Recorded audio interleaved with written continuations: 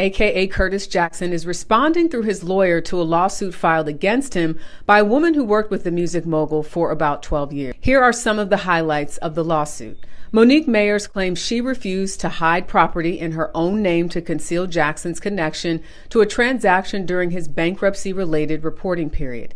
She also says she would not file a false police report accusing Jackson's driver and bodyguard of stealing Jackson's vehicle and approximately $600,000 in cash. This is why I gotta keep it real. Uncle Murda ain't have nothing to do with this. This was a lawsuit involving 50 Cent. But because of loyalty, or maybe because of opportunity, Uncle Murda decided to put himself in a beef that has been going on for over a decade. And the problem with that is when you throw rocks at somebody who's on a different level than you better be ready for whatever comes back. Because Rick Ross did not just respond, he went for blood. Now, before we even get into Ross's response, let's talk about why this whole correctional officer angle don't hit the way it used to. Back during the prime of the 50 Cent versus Rick Ross war, that was a nuclear weapon. Back then, people really felt like it destroyed Rick Ross's image. They felt like it exposed him.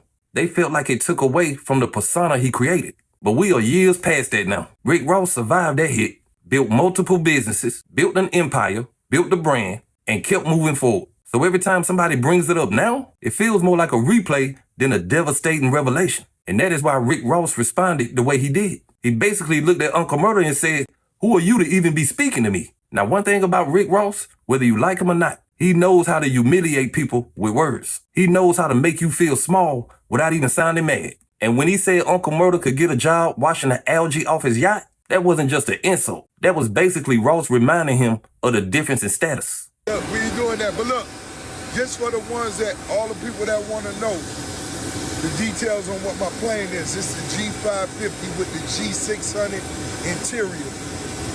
The color, the customization was an extra $500,000 for no reason. And what color it is, that's that Uncle Murda black right there.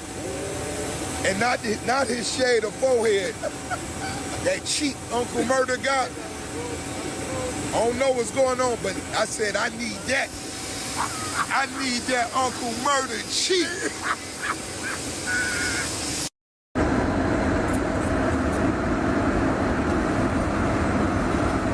There go that Uncle Murda.